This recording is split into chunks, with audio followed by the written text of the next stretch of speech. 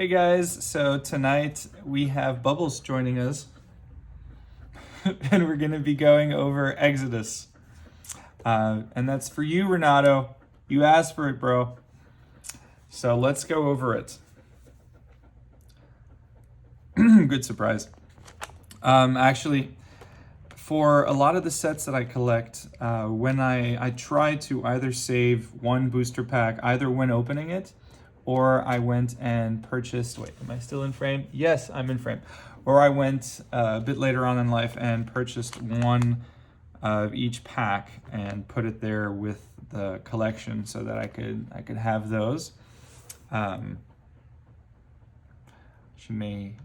may want to leave us. Do you want to leave us, Bubs? So let's start.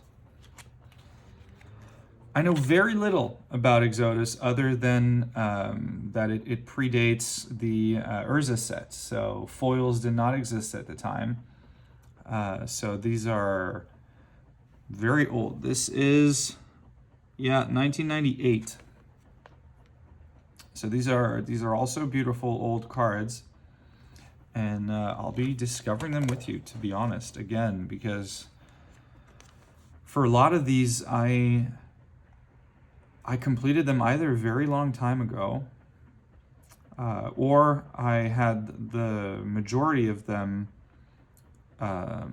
in boxes in which I kept all my cards. I had these really big, long boxes, and the sets were not complete, but I had maybe 60 or 70% of it. So completing it then was easy. And it's funny because when I see the empty spot here, what I used to do is I would finish a color and then leave an empty spot, and then on to the next. There we go. But let's just make sure that we don't have something missing. This is number 26, and that is number 27. So yes, indeed, that's what I did. I'd make the cuts. What's up? What are we doing? We're leaving. All right, Bubbles is leaving us. You can leave if you want. You're free. Yes. Bye, Bubbles. Sorry for the slight interruption. Eithertide, Curiosity. I was 8 years old at this time. Forbid. I know this was a good card, or at least was reprinted, because I know there is a promo of it that's all foiled up and looks pretty good. So it was old school, so I'm assuming it was played at the time. The promos were usually good cards, and that's something. Ephemeron. From nothing came teeth. It's an illusion. I genuinely have very, very little knowledge of this. Mind over matter. That's some good stuff, and it rings a bell. Lina turned to the figure beside her. They're gone. What now? As ever, said Urza, we wait. So that's Urza. Killer Whale. I'm not even sure. I'll probably recognize some of the better cards from this set as we go over them. But I really don't know much here, which is very fun for me. I hope it's equally as entertaining watching someone that's going over his own cards and having no idea what's good and what not, and what is not. Because for a lot of these older sets, I completed them a little while ago. So I don't remember what was the hardest card for me to get. For some of the foil sets, I do, because some I completed later in life, and I remember the hunt or the trades, and what was very complicated. For example, Tempest is one of the hardest sets for me to complete, simply because there were so many cards that were above $40-50, and at the time that was a fair amount of money for me. I think I was in college, and to spend that, maybe not in college. Gee, I wish I remembered. Anyways, I remember Tempest was difficult because a lot of the cards were expensive, and getting them was complicated. I had to save, I had to get there, and recurring nightmare. I am confined by sleep and defined by nightmare. That does not seem fun. Sacrifice a creature, return recurring nightmare to owner's hand, put target creature card from your graveyard into play. That seems pretty great. Can we see clearly? I hope so. Jeff Lobenstein. I hope I'm not botching too many names. But the art, man, look at that. 1, 2, 3, 4, 5, 6 eyes, 7 eyes. I think 7 eyes. There are probably more. And look at those teeth everywhere. It's just, it's beautiful to me. Volret's Dungeon. So what are the chase cards in this set? You tell me, guys. Fighting Chance, pretty cool. Keeper of the Flame, look at that art. We're not allowed to have waifus in Magic anymore today because it's inappropriate. I don't know why, but this is some really gorgeous Therese Nielsen art. Look at this. Seriously. Keeper of the Flame. Hot. Mog Assassin. Yeah, back to those goblins. This was a pre-release. Monstrous Hound. Look, how interesting.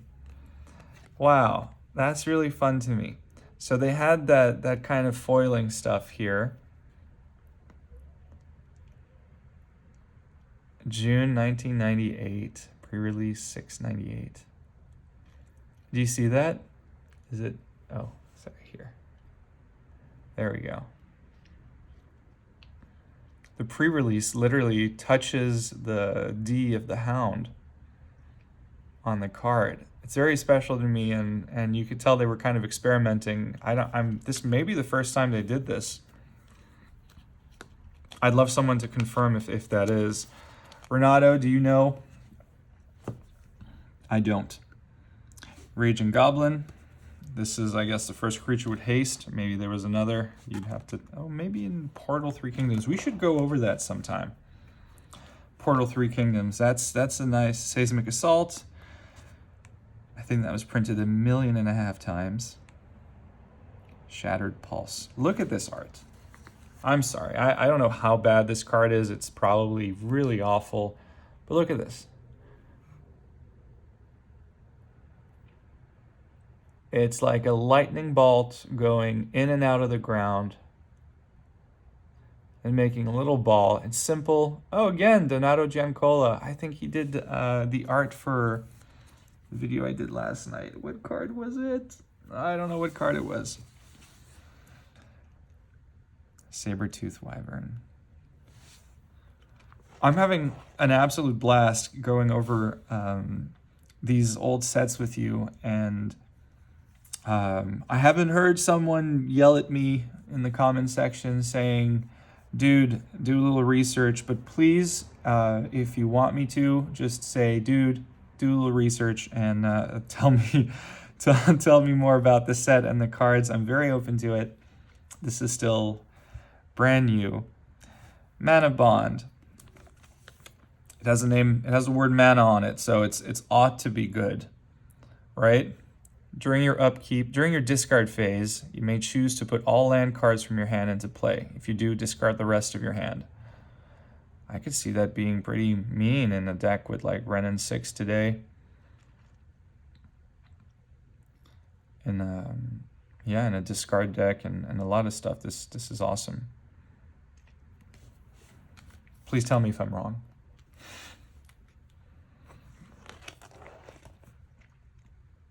Reclaim Miri. She's one of the cool legends. We see her in a couple other sets.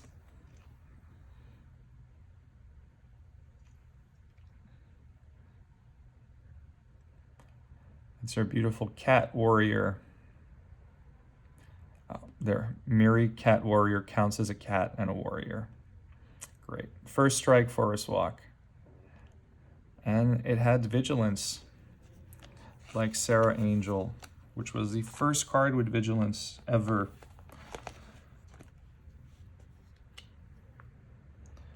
Survival of the Fittest. There we go. Haha.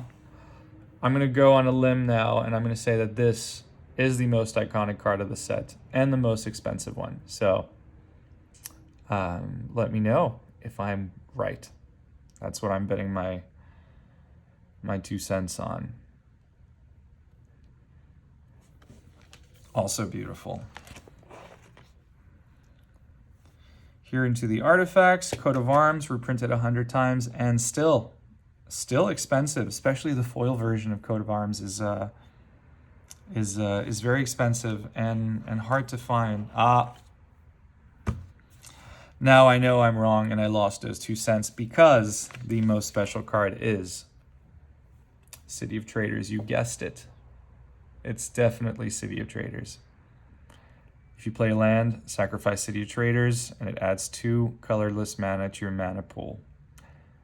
While we fought, the ill surrendered. Oracle and Vec.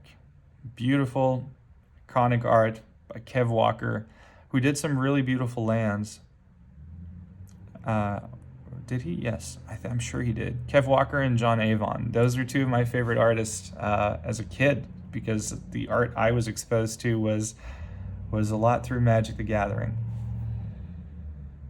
And there we go. Looks like we went over this beautiful set of Exodus. I hope you enjoyed it. I would like to ask forgiveness for not being that knowledgeable about it. If that's okay with y'all, please let me know. If it's not, put me on the spot. I sometimes, I need to, this is new, so I need to get better and find kind of the format or the things that we want to talk about. So there we go. Please let me know what you want to go over next. I'm taking requests. We have a lot of sets. If I don't have it complete, I may just pull it up anyways and we can go over it. That could also be fun. So yeah, a little bit longer tonight. I hope that's okay. And thank you so much for your time, guys. Have a great night.